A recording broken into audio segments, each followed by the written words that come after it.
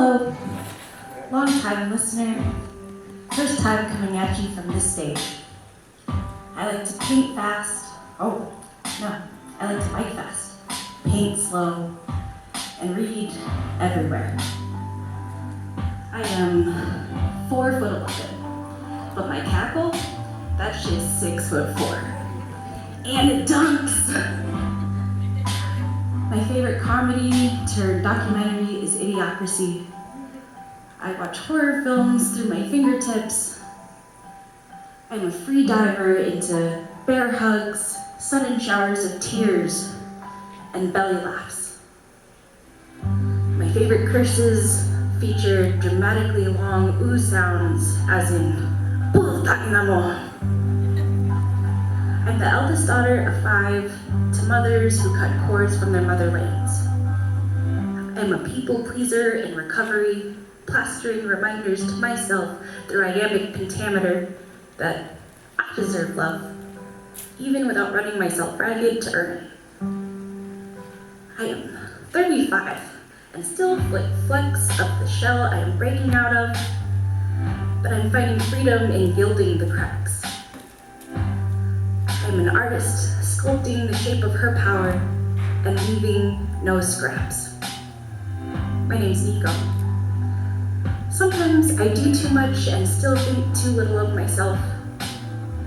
I am learning to unicycle down the balance beam of rest and rejuvenation, of pushing myself and giving grace, of listening and letting my voice be heard. I'm remembering things I knew at 13, including I am all that and a bag of chips. Thank you. Thank you guys all so much for coming out here to support local artistry and our local community centers. I'll be pairing all of my poems with some hip hop instrumentals. I've been a book nerd since kindergarten, and this just seemed like the next natural progression, like great vehicle for storytelling and music. I'm not rapping for most of it, but it feels like these old friends are just lending me a little bit of strength. Hopefully I don't cry through the rest of this. Okay.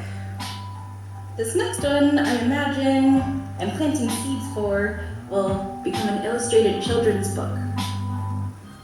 So, picture me on Reading Rainbow, a Filipino-ass LeVar Burton telling me tales of transformation via caterpillar, or a cautionary one for caterpillars who don't want to change.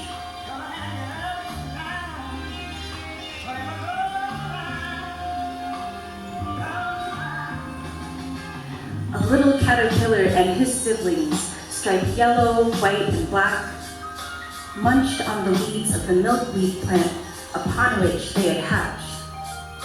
The more they munched, the bigger they grew. Time passed slowly, but before they knew, one sister moved away, followed by a brother, took copied by one, and then another.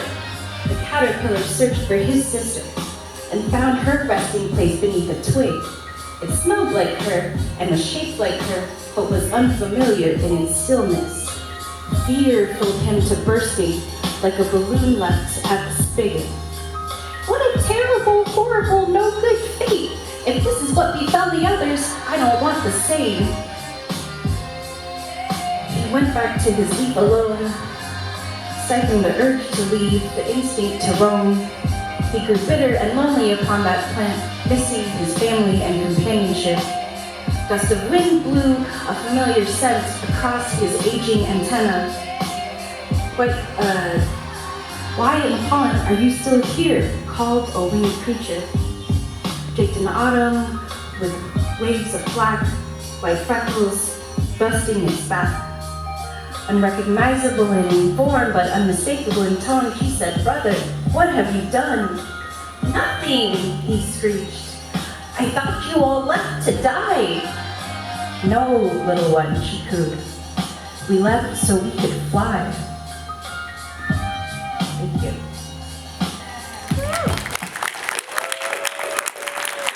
That, friends, is on the dangers of fear breeding complacency.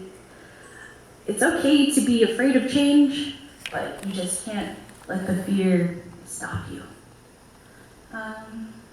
This next one I'll give a trigger warning for. It's a little heavier.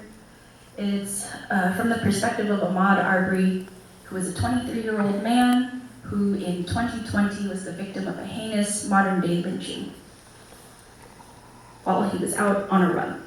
I wrote this poem that year, but I bring it up today because recently this right-wing propaganda machine called PragerU is trying to capitalize on the defunding of PBS.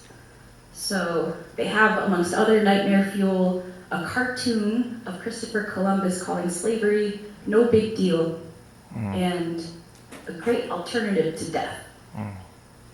Evil will try to revise history and erase it. It's our job to protect it and to protect one another. I implore you all to retain your empathy and being able to walk in other shoes.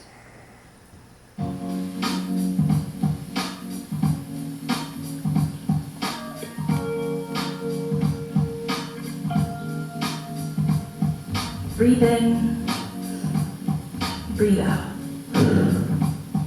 Nose in, mouth out.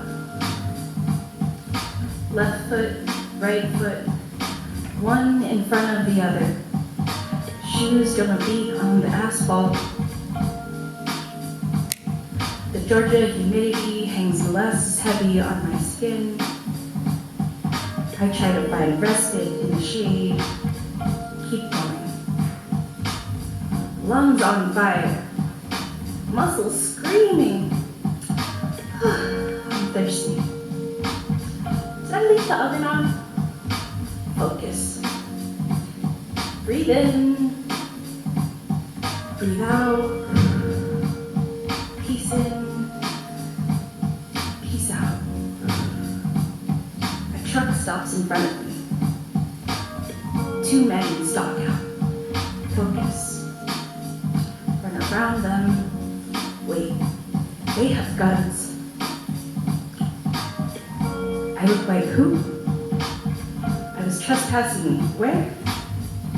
Fear trickles down my neck, along with warnings from my mother. Names etched forever in my mind. Will I be added to this list? Will I be named or part of the face list? Focus. They are not listening. There is no reasoning. I can see it as clearly as the hatred in their eyes. The Father and of the Son. I know it's 2 against 1. I know it's armed against unarmed. I know it's for my life. And so I fight. 3 shots fired. Heat blossoms. Sight darkens. Focus. Breathe. I can't.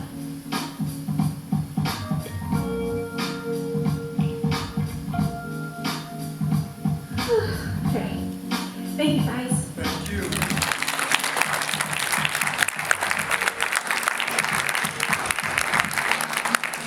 I appreciate the space for that. Again, implore you to look out for one another. We're all we've got. Okay. Try to bring back some little watermarks. Gonna bring us back to where we currently are, or at least adjacent to that in place and time. This next one is called The Library Card. In it, I hope you find the library truly is life.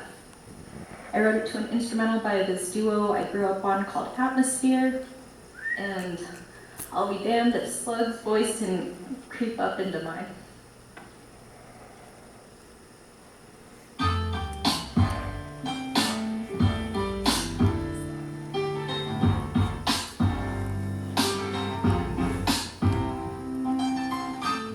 You get the card for free. folks sign you up to break you of the screens. ID, a barcode that binds you till death to the debts that rise.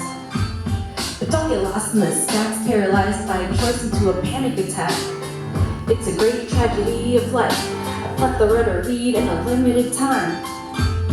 So you have to choose, cross your fingers in your heart that your pick won't lose. Judge character, not covers. Pick your fights, know when to be stubborn. Trip, but don't fall at first sight. DNF, start fresh, it'll be alright. Paper, mark your place. Paper, cut your finger where it creases your face. This place wears you to the bone. You wonder if it's better to borrow or to own. What's left when your choice is ash or stone? Will you regret that your only candle was blown? All I can hope for as I'm reading a dope storyline, a funny cast of heathens. Prayed to soak, but only started with tears. Slaying the scary monster of your fears. A grand romance and some mystery. Thanks, friends, for helping pen my history.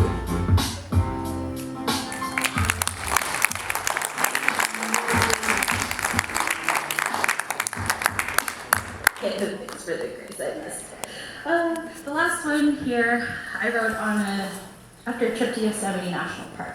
I think it's pretty famous for giant sequoias.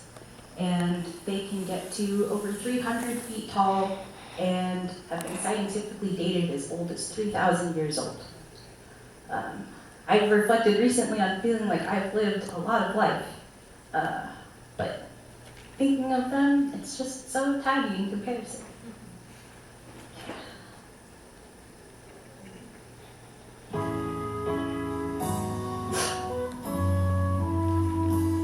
To everyone I ever was. Hi, we made it to being here, right now. Like the oblong encapsulations of tree rings, I feel and see you all as we are encased in the same rough, healing bark. Each year, ebbing and flowing to unlearn fear and accept love, trying not to trip over our own tangled root systems, embedded before we even sprouted as seedlings. Sometimes the panic still sets in. Could I ever grow large enough, be free enough, to shelter my family from a world so big and the wolves that prowl? The days in which I sit still as settled dust in the groves of others, light warming me in patches from the branches playing shadow puppets on my skin. I consider perhaps I am not meant to shade. I'm not meant to protect, but I may grow stooped and bent from such aims. I can try only to reach for the sun as far as I am able, and the byproduct of my reaching and the reaching of my loved ones will be a forest in which we can all breathe deeply and flourish. To everyone I ever was, to everyone I ever will be, it is in the reaching that we commune with that intangible, tenuous, honest to goodness godness. Thank you.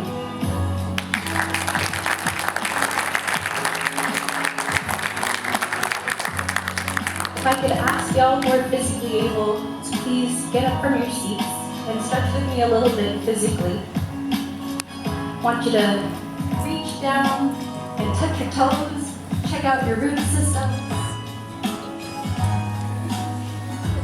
Stand back up, reach over to someone close to you and hold their hand, or shake it, it's okay.